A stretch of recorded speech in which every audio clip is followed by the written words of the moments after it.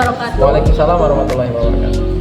Perkenalkan, nama saya Pradita dengan NIM 204230198. Nah, di video kali ini saya akan membuat tugas interview ke guru SD atau guru sekolah dasar tentang mata kuliah telah kurikulum dosen pengampu di Agusti Magister Pendidikan. Nah, di sebelah saya ada Pak Anggi Pranata. Nah, Bapak dari sekolah mana, Pak? Dari sekolah SD Al-Furqan. Nah, di video kali ini kami akan membahas tentang perubahan kurikulum yang ada di Indonesia. Tapi kami berpatokan kepada kurikulum Merdeka dan kurikulum nasional yang akan berubah, Pak. Nah, di video kali ini banyak sekali pertanyaan. Bapak sudah siap? Insya Allah siap. Oke. Mungkin langsung saja ya, Pak ya? Ya, boleh. Ya.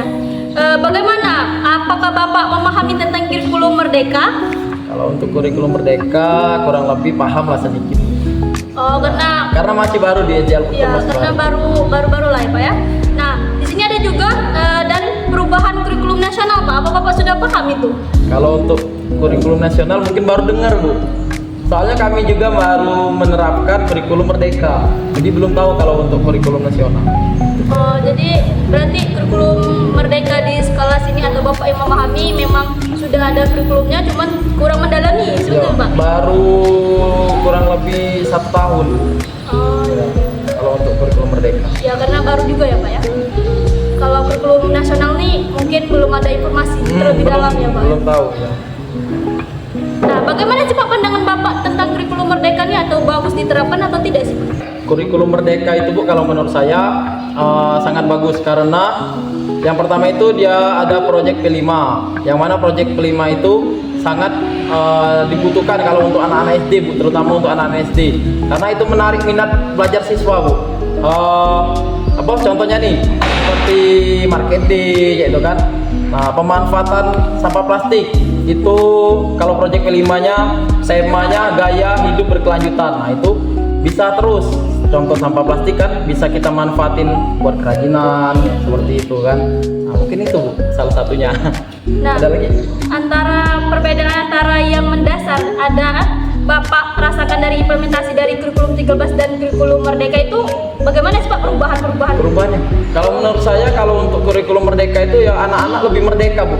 Lebih semangat, lebih aktif, yaitu kan, lebih terfokus seperti itu, Bu. Apa sih, Pak, tanggapan Bapak terkait isu-isu ganti menteri, ganti kurikulum? Kalau menurut saya itu malah tidak maksimal, Bu. Karena pembelajaran kan mau fokus ke kurikulum Merdeka nih, sedangkan nanti mau ganti lagi, Bu. Nah, malahan gurunya mau belajar lagi seperti itu kan. Dan juga cara pembelajarannya juga beda nanti seperti itu, Bu. Jadi takutnya nggak maksimal. Oh, jadinya itu ya pandangan Bapak. Sekolah Al-Furqan ini, Pak, telah menerapkan kurikulum Merdeka secara ideal? Baru kurang lebih 1 tahun lebih, 1 tahun.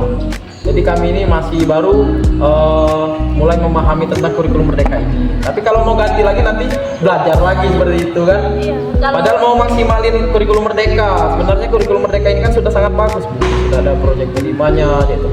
Siswa juga sangat antusias sekali. Proyek-proyek itu kan langsung ke lingkungan seperti itu, memanfaatkan lingkungan. Nah, tadi pertanyaan tentang menerapkan, Pak ya.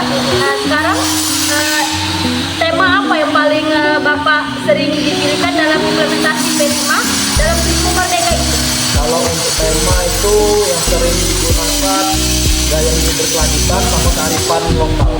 Kalau untuk itu gaya hidup berkelanjutan itu kan contohnya pemanfaatan sampah plastik tadi kan.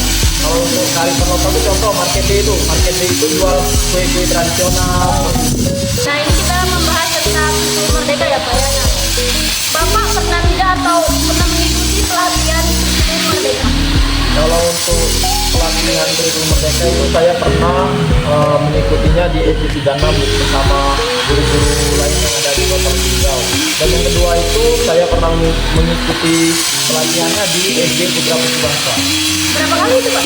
Itu di SD 36 itu pernah 2 kali. Sudah itu di SD Putra Putri Bangsa 1 kali. Nah, Pak, kita kan membahas tentang kurikulum merdeka. Nah, proyek apa yang Pak pernah lakukan di kelas atau di lingkungan sekolah? Kalau untuk proyek B5 itu Bu, kami pernah market day. Market day itu kami menjual makanan-makanan tradisional. Nah, itu seperti apa Pak makanan Itu itu? seperti tempe, itu kan Palembang kan? Iya. Tempe, ya dadar bulu dan lain-lain Bu, banyak. Ya, makanan-makanan ya Pak ya. Makanan itu kan termasuk kearifan lokal kan. Nah, di sini ada juga Pak terkait dengan profil pelajar Pancasila, profil yang mana yang intens diimplementasikan dalam pembelajaran. Kalau yang intensial ya yang lebih diutamakan itu yaitu ketuhanan yang Maha Esa, Bu, yang mana itu tentang agama. Nah, itulah yang harus lebih diutamakan daripada yang lain. Kalau menurut saya gitu. Nah, lanjut Pak ya. Apakah harapan Bapak dalam melaksanakan kurikulum merdeka? Harapan Harapan saya, ke depannya Pak? harapan ke depannya untuk anak-anak murid, ya anak-anak murid juga mengenal apa namanya itu, contohnya misalnya kearifan lokal kan, mengenal makanan-makanan kan, makanan-makanan Indonesia seperti itu kan. Kalau untuk gaya hidup berkelanjutan tadi bisa memanfaatkan sampah plastik tadi, itu kan bagus Bu untuk anak-anak. Itu kan mengajarkan anak-anak untuk kebersihan lingkungan seperti itu kan, dan juga mengajarkan anak-anak itu agar kreatif. Oke, kalau untuk guru itu Bu, yang pertama itu pembelajarannya itu kan menyenangkan karena kan itu kan merdeka, jadi tidak membosankan bagi guru dan tidak membosankan juga bagi siswa. Sama-sama rata ya Pak ya? Siswa senang, guru juga senang. Guru fokus pada siswa juga memperhatikan guru. Oke, langsung saja ya Pak ya. Apakah kurikulum merdeka sesuai dengan kebutuhan siswa dalam pembelajaran Pak? Kalau menurut saya, kalau untuk kurikulum merdeka ini sangat dibutuhkan oleh siswa Bu.